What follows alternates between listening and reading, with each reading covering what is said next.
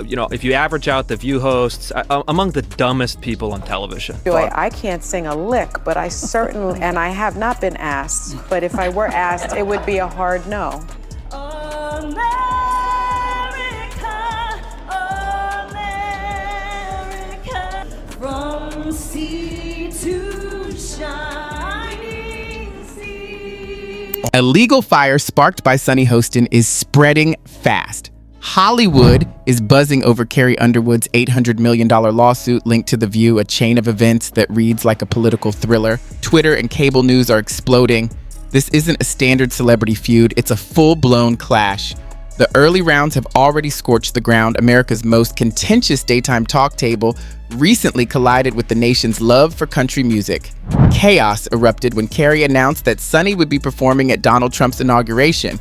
Sunny, perhaps overstepping, became the center of the storm. Her reaction went nuclear. Rather than just disagreeing, she launched a live, furious attack on Underwood. Her words weren't simply critiques, they were outright character assassination, delivered with the arrogance of someone who sees herself as untouchable and the fury of someone scorned. Sunny painted Carrie as dangerous, un-American, and politically clueless. Viewers were stunned by the rhetorical onslaught, which ignored tact entirely. Carrie, however, didn't back down. She apologized via the Notes app, but fully exercised her platform on social media, ultimately filing an $800 million slander lawsuit, one of the biggest celebrity cases in recent memory. The dynamic suddenly shifted. Media outlets scrambled. Attorneys hesitated. Silence briefly fell over The View. But it didn't last. Joe Rogan entered the fray, heating things to volcanic levels. On his podcast, he delivered a blistering critique of the show, halting listeners in their tracks. "This isn't journalism," he declared. He called out the hosts for emotional manipulation, slicing through the spin like a hot knife through butter. Instead of informing, they were shouting over people. Rogan's scathing rant went viral, exposing the program's tendency to turn disagreement into a public battleground. Memes slowed, examined, and dissected. People weren't just annoyed, they were furious. What began as criticism now looked like outright character assassination. Though the fire started in Nashville, the internet refused to ignore it. John Rich didn't hold back. He said, "Carrie just outclassed you all," criticizing the panel for promoting discord and fake righteousness. "She's showing more dignity than that entire table combined." His words drew a clear line and reverberated throughout the country music world. Carrie didn't retreat. As the talk show machine scrambled for cover, she remained composed, poised, and unstoppable. The question wasn't whether there would be consequences. I think art is art, and you have a right to perform where you want to perform. I agree with you, Joy. I can't sing a lick, but I certainly, and I have not been asked, but if I were asked, it would be a hard no. I think Sunny's dumb. Is certainly not the brightest person. And what she just said just doesn't make any sense. It's just like so silly to say. It's not a well thought Consequences, but how severe they might be. Sunny Hostin had become the symbol of what supporters were increasingly rejecting. When moral authority collapses under its own hypocrisy, elitist outrage follows. The internet erupted as John Rich's support for Carrie evolved from a statement into a movement, shared and celebrated widely. Fans inspired by her defiance against silencing and ambush rallied behind her. Meanwhile, Joe Rogan stoked the fire further. In a follow-up segment, he visited a scorched planet, asking incredulously, how has The View not crumbled under the weight of its hypocrisy? They preach tolerance, yet the moment someone disagrees, they unleash hatred. The line shocked viewers across the political spectrum. Anyone who's ever been cornered by media groupthink could relate. The legal case wasn't just serious, it was formidable. If the courts took it up, ABC could face major trouble. Insiders revealed anxious calls, emergency meetings, and even reports that confidential emails were being retrieved for corporate review. Tension electrified the air, videos went viral, and Carrie stood out, radiating grace and poise through it all. Sunny Hostin attacked with unrestrained fury. A single side-by-side caption went viral, "Rage versus Grace." Memes multiplied, TikTok exploded, and Twitter erupted with call-outs. Public opinion shifted rapidly, with criticism gaining momentum. Inside ABC, chaos reigned. Anonymous staff reported divisions. Some pushed for a scripted on-air apology, while others warned it would be seen as a PR disaster and an admission of guilt. Meanwhile, Sunny vanished from social media entirely. No replies, no defense, no retweets. Not everyone stayed silent.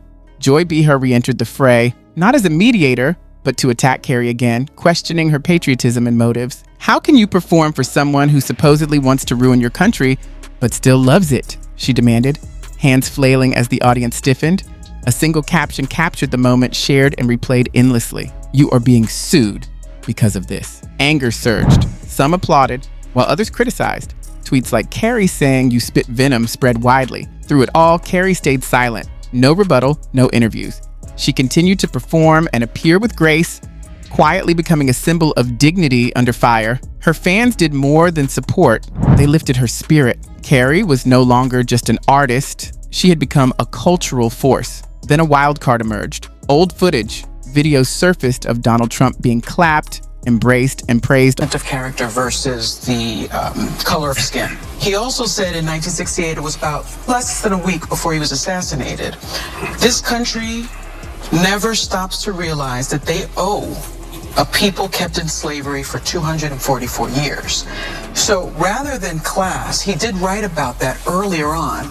Right before his death, he made the argument for racial equality and racial reparations. And so your argument for color blindness, I think, is something that the right has co-opted. On The View a decade ago, Carrie was now being chastised for her association with him by the very presenter who had previously celebrated him. Having you here is a pleasure, Joy had said. We respect you while you're on, with Whoopi applauding.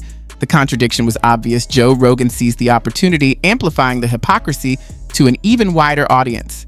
Joe Rogan played the old clips, exposing the media's playbook. He directly criticized The View, arguing that it relied more on scripts than principles and that its allegiances shifted depending on the story. By now, Carrie Underwood's lawsuit had grown far beyond a single episode. It had become a cultural earthquake. The public was stunned as her attorneys accused the hosts of character assassination driven by political bias and defamation, outlining a pattern of targeted slander. Supporters rallied, seeing the issue as systemic. For hours, hashtags trended, uniting people across political lines in outrage and action. Meanwhile, The View began to unravel internally. Sunny and Joy attended separate court proceedings. ABC executives scrambled, sponsors panicked, and confidential emails were being reviewed. Morale plummeted, and the network faced a grim choice: admit the hosts went too far and risk public humiliation, or defend them and jeopardize their reputation.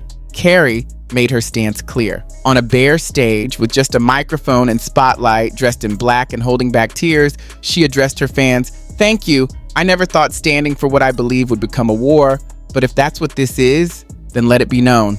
I'm not backing down. The statement reignited the internet. Producers pleaded with ABC behind the scenes for damage control, but the story moved too fast.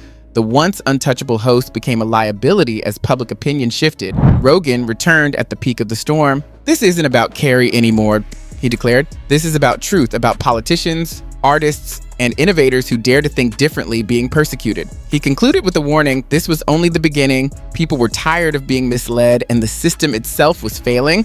Suddenly, all eyes were on The View. Had it gone too far? Did Carrie have the right to fight back? Was this the moment the Factory of Fury finally paid a price? The struggle was just beginning.